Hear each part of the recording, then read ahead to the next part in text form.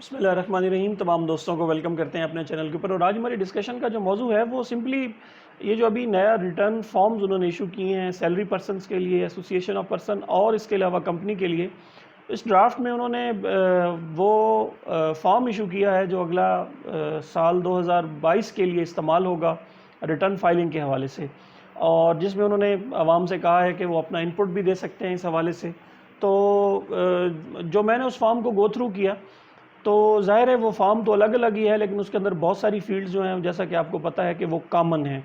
वो आप salary company और एओपी का तो काफ़ी हद तक आप कह सकते हैं कि सिमिलैरिटीज़ हैं, बट ज़ाहिर है जो सैलरी है उसका थोड़ा सिंप्लीफाइड फॉर्म है। तो मैंने कोशिश ये की है कि उन तमाम फॉर्म्स के अंदर वो जो तमाम फील्ड्स कुछ निकाली गई हैं, कुछ नई डाली गई हैं, और एक आध की वहाँ पे मुझे रेपुटेशन भी नज़र आई है। तो ये मेरा एक सरसरी सा जायज़ा है। इसमें मैंने कोशिश तो की है कि डिटेल में जाऊं, बहरहाल ज़ाहिर है वो 100+ पेजेस का एसआरओ है।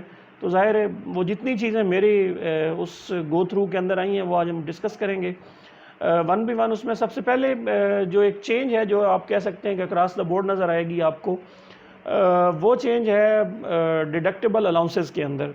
डिडक्टेबल अलाउंसेस के अंदर जैसा कि आपको पता है कि चैरिटेबल डोनेशंस जो थी वो इससे पहले डिडक्टेबल अलाउंसेस के अंदर थी, जिसकी वजह से आपको स्ट्रेट अवे जो है आपको जो है वो डिडक्शन जो है वो यहाँ पे मिल जाती थी। लेकिन अब इन्होंने यहाँ से उसको निकाल के उसको टैक्स क्रेडिट के जो है वो ज़ुमरे में लेके गए, जिसको आपको एवरेज टैक्स रेट के ऊपर जो है वो टैक्स क्रेडिट मिलता है।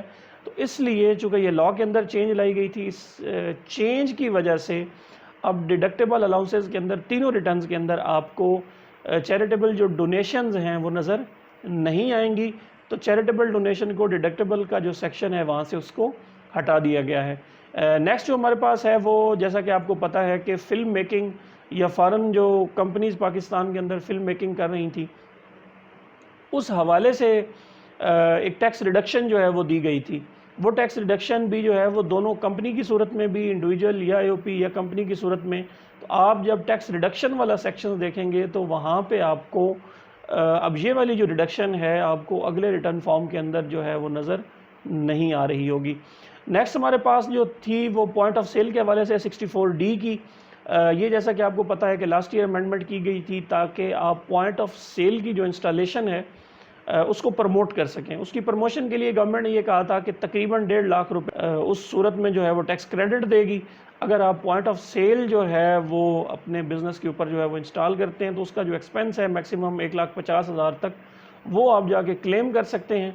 तो ये वाली जो क्लास है या ये वाली जो प्रोविज़न है ये इस वक्त आपको सेल्स टैक्स के अंदर जो है वो इनकॉर्पोरेट कर दी गई है, ये आपको वहाँ पे नज़र आ रही होगी।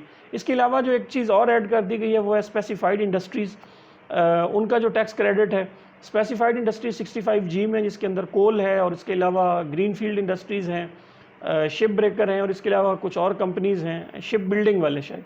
तो ये तमाम जो हैं इनके ऊपर 65G का जो अब ज़ाहिर है उस जो ये क्लेम बनता है इनका, इस क्लेम के लिए भी ज़ाहिर है उन्हें टैक्स रिडक्शन के अंदर एक प्रोविज़न चाहिए थी। तो ये प्रोविज़न भी जो है वो वहाँ पे ऐड कर दी गई है। इसके अलावा स्पेसिफाइड इंडस्ट्रीज़ के हवाले से बात होगी। इन्वेस्टमेंट जो है, जैसा कि आपको पता है कि इससे पहले इन्वेस्टमेंट के हवाले से एक ख़ास टैक्स क्रेडिट जो है वो मौजूद था कि जो भी कंपनीज़ जो हैं वो स्टॉक एक्सचेंज के साथ अपने आप को इन्वेस्ट करती थी तो उसके ऊपर उनको टैक्स क्रेडिट मिलता था। वो टैक्स क्रेडिट जो है वो जैसा कि आपको पता है कि पिछले फाइनेंस बिल के अंदर जो है वो उसको रिमूव कर दिया गया है। तो उस वजह से ये वाली भी जो क्लास है इसको यहाँ से निकाल दिया गया। इसके अलावा एक और क्लास थी 64C के हवाले से।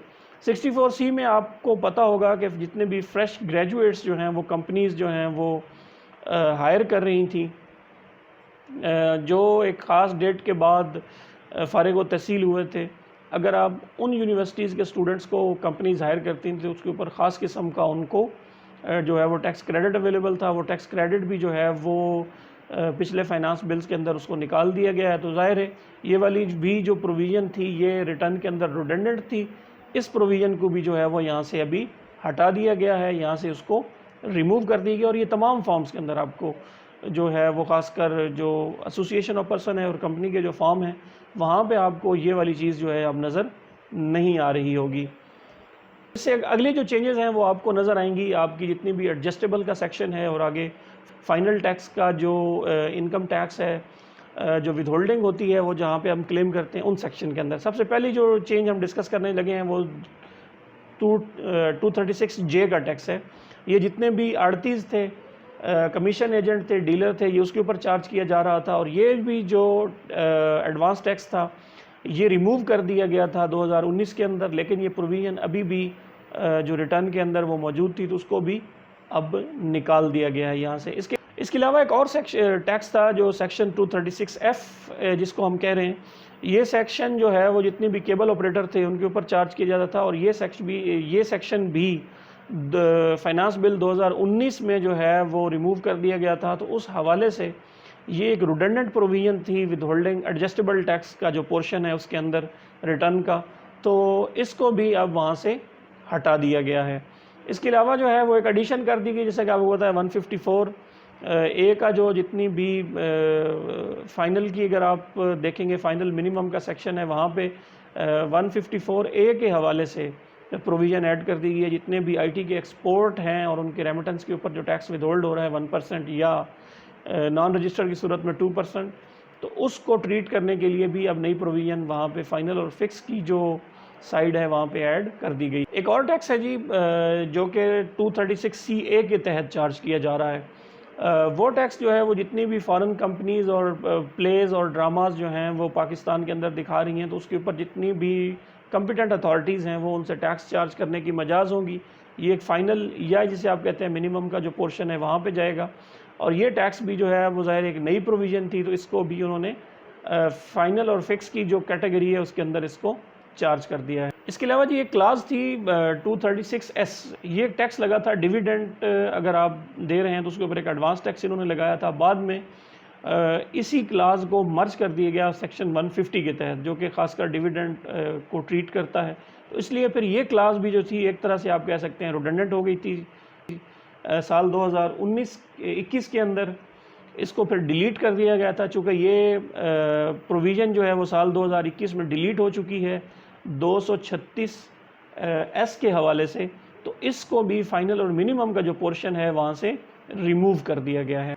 इसके अलावा जी एक और टैक्स था 236W के हवाले से। ये उस सूरत में लगता था कि जब आपकी जो प्रॉपर्टी आप ट्रांसफ़र कर रहे हैं उसकी जो DC वैल्यूज़ हैं और FBR वैल्यूज़ के दरमियान जो डिफरेंस होता था उसके ऊपर 3% जो है वो आपसे टैक्स चार्ज किया जा रहा था 236W के तहत। उसको भी पिछले फाइनेंस बिल के तहत जो है उसको रिमूव कर दिया गया था। तो ज़ाहिर है वो वाली जो प्रोविज़न थी वो भी रिडंडेंट थी, तो उस हवाले से इस प्रोविज़न को भी जो है वो रिमूव कर दिया गया है फाइनल और फिक्स वाले सेक्शन में से। इसके बाद रेपिटिशन कुछ मेरी नज़र में आई है। ये खासकर कंपनी का अगर आप फॉर्म देखेंगे तो वहाँ पे आप देखेंगे कि जो सेक्शन है एडजस्टेबल टैक्सेस वाला, वहाँ पे अगर आप देखेंगे कि एक तो सेक्शन 235 के हवाले से जो है वो चेंज आई है। ये चेंज आप देख रहे हैं कि इलेक्ट्रिसिटी बिल ऑफ कमर्शियल और इंडस्ट्रियल कंज्यूमर, ये 235 दो दफ़ा रिपीट हो रहा है। और इसके ऊपर advance tax on insurance premium 236U वाला जो सीन है, यहाँ पे भी आप देख रहे हैं तो आपको एक रेपिटिशन नज़र आ रही है। अब ये रेपिटिशन की मुझे साइंस समझ नहीं आई, या तो ये एक एरर है या फिर ये है कि ये किसी स्ट्रेटजी के तहत है, बट वो स्ट्रेटजी ज़ाहिर है यहाँ पे इसको देख के समझ नहीं आती। ज़ाहिर है ये अगर एक दफ़ा भी होती, सब टोटल वाला सीन भी नहीं लग रहा, तो ये एक तरह की रेपिटिशन है। अगर आपको वीडियो पसंद आती है, ये हमने कोशिश की है कि जितनी चेंजेस जो हैं वो इस नई रिटर्न के अंदर आई हैं, कुछ एडवांस टैक्सेस ऐड हुए, कुछ लेस हुए, कुछ आप देख रहे हैं कि टैक्स क्रेडिट्स के हवाले से काफ़ी एडजस्टमेंट्स हुई हैं, टैक्स रिडक्शन के हवाले से आपने देखा, और फिर एंड पे हमने देखा कि थोड़ी सी रेपिटिशन भी है। और वो ये रेपिटिशन में